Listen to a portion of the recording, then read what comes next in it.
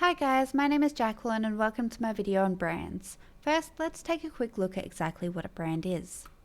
A brand is a collection of elements that create an image in the mind of the consumer and differentiate that product or group of products from products of the competition.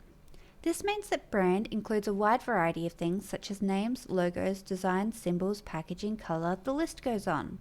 We won't go through them all for the sake of time, but the important thing to understand is that these various aspects are combined to create a unique brand. Brand recognition is a key marketing metric, and as such, the ideal brand should be distinctive, recognizable, and relevant to the products it represents. There are different types of brands. For example, private brands are owned by resellers, while the most common types of brands, manufacturer brands, are owned by producers and clearly identified with the producer at the point of sale. There are also different methods of implementing branding in the product mix. For example, individual branding uses a different brand on each product, giving each product its own specific identity, while family branding uses the same brand on several of the organization's products. Family branding is done with same type products, for example when Cadbury released a new block of chocolate. In contrast to family branding, there is also brand extension, which gives an existing brand name to a new product in a different category. For example, if Cadbury released a cereal. The reason brands need to be unique is because brands can be one of the most important aspects in a consumer's purchase decision. The presence of a brand means the presence of a brand image, which is the set of beliefs that a consumer has regarding a particular brand. A brand image can be positive or negative depending on a variety of things that influence whether or not consumers will be willing to buy the product, such as past experience or word of mouth.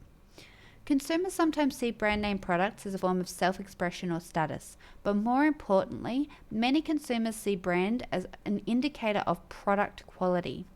Often, they'll select a well-known brand with a good reputation over a cheaper, unknown brand, particularly when making high-involvement purchase decisions. The reason for this comes down to simple risk assessment. When the risk or cost is high, would you take the chance of a product that you can't guarantee will meet your needs? Or would you select a brand known for its quality in meeting those needs? Once the consumer has established a particular product is the most suitable for them, it leads to brand loyalty. Brand loyalty exists on a continuum, the lovers, the haters, and the fairly neutral. And it exists when the consumer shows a highly favorable attitude towards a specific brand and would prefer to buy that brand over others on the market. Brand loyalty is the underlying factor in brand equity, and brand loyal customers are highly valued by organizations and represent a core segment for product sales. As an example of brand loyalty and the importance of creating a unique brand, let's have a look at one of Australia's most iconic brands. Lucas Paw Paw Remedies has been a household name for over 100 years, but a few years back, Lucas Remedies were forced to put out a copycat alert after numerous other brands decided to copy their iconic look, which is the noticeable red-coloured packaging you can see in the bottom right. Some were also using black printing and placement of logos to look even more similar to Lucas Paw Paw ointment. One went so far as to use the Lucas logo itself, but just changed the company name inside the logo. Packaging is the first thing that the public sees before making the final decision to buy. Essentially, customers would walk into the store, see the familiar red tube with the black logo, and buy it thinking they were buying their normal favourite brand. As such, brand loyal customers were being tricked into buying off-brand products that did not meet their expectations. Customers that did click to the packaging differences simply thought the company had made some changes because they so strongly identified the product designs and packaging as being from Lucas Home Remedies. By passing off their product, other companies were cashing in on the brand loyalty of Lucas customers. One of the core benefits of branding is that laws do offer some protection from these types of situations. However, unfortunately, not all countries have the same laws and not all people are honest. Situations like what happened with Lucas Remedies shouldn't happen, but they do. In fact, one of the biggest flaws of branding is the ability for others to exploit or copy key aspects of a brand in order to pass off their product and cash in on a pre-existing brand image.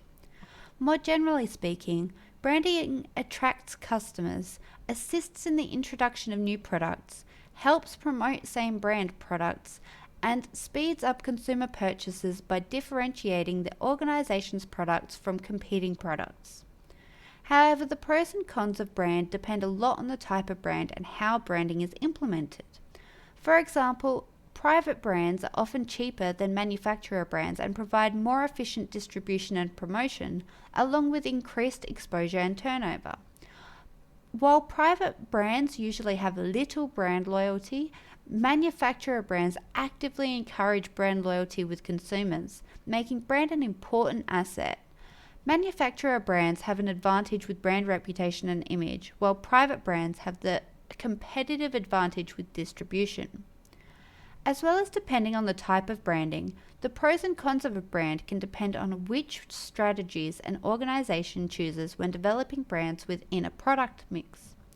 Individual branding gives each product its own specific identity, helping to position it in the marketplace, allowing the business to reach a different market segment, and avoiding confusion with existing branded products. However, this prevents the individual brand from being able to capitalize on brand image. On the other hand, family branding can reduce the cost of promoting a new product, making it an effective way to introduce new products when a brand has an established reputation. The new product entering the market with the family brand connection benefits from the customer's association of that brand with quality or value. However, this is not always possible, and if a product fails under a family brand, it can affect the brand image as a whole. Meanwhile, brand extension has the advantages of family brands but can be even more risky. If the product extension is not successful, it may affect the image of the brand. Additionally, if the products are unrelated, there is potential for confusion or even rejection by the consumer.